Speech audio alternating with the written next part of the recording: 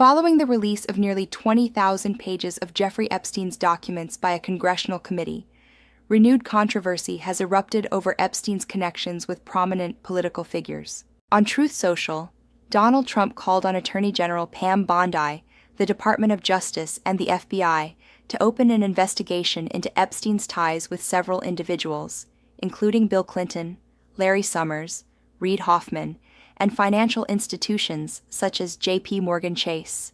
Bondi responded by announcing she had assigned the U.S. Attorney's Office for the Southern District of New York, SDNY, led by Jay Clayton, to handle the investigation with urgency and integrity.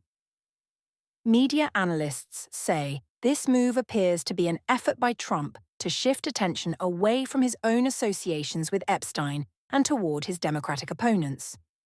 At the same time, questions remain about whether this investigation is evidence-based or primarily political. Trump officially announced he is withdrawing his endorsement of Republican Congresswoman Marjorie Taylor Greene. The reason? Trump says she has been complaining too much, and their relationship has become tense, especially after he shared a poll showing her weak chances of winning higher offices, such as Senate or governor, without his support. Greene responded by saying she feels Trump is lying to her, and suggested the real reason behind the conflict might be her push to release Department of Justice files related to Epstein, something she claims Trump opposed. There is also speculation that Trump may support a different candidate against her in the Republican primary.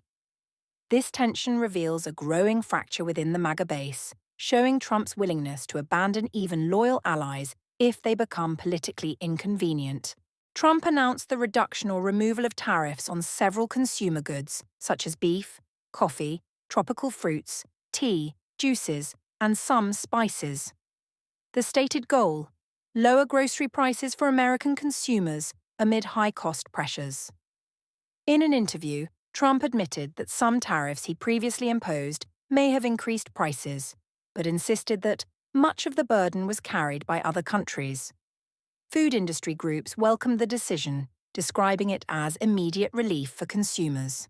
The White House also stated that some older tariffs were no longer necessary due to recently negotiated agricultural trade agreements. Trump announced he will sue the BBC and seek $1 to $5 billion in damages. The reason? A documentary on the program Panorama edited a clip from his January 6, 2021 speech in a way that allegedly made him appear to encourage violence. Trump says the editing was not just wrong, but corrupt.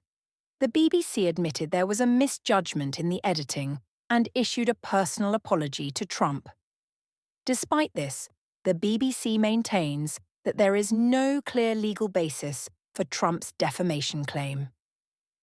Two senior BBC officials, the Director General and the head of news, resigned as a result of the scandal. Trump said he feels obligated to pursue the lawsuit, arguing that it's not just financially motivated, but a matter of principle, stating, "You can't let people do this."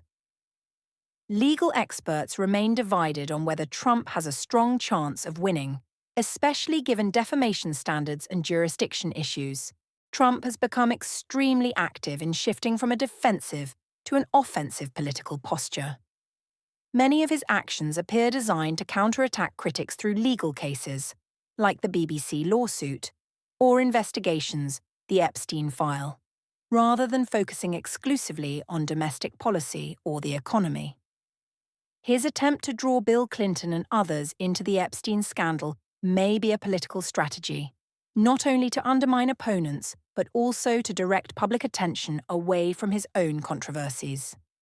His break from Marjorie Taylor Greene signals his willingness to cut ties with high-profile allies if they become liabilities, indicating a strategic shift in how he manages his influence within the Republican Party. The rollback of tariffs seems to be a pragmatic response to economic pressure and voter frustration with rising prices, a sign that Trump recognizes the political cost of inflation. As for the BBC case, the lawsuit appears intended not only to seek compensation, but to warn media outlets against misrepresenting him, consistent with Trump's long-running confrontational stance toward the press.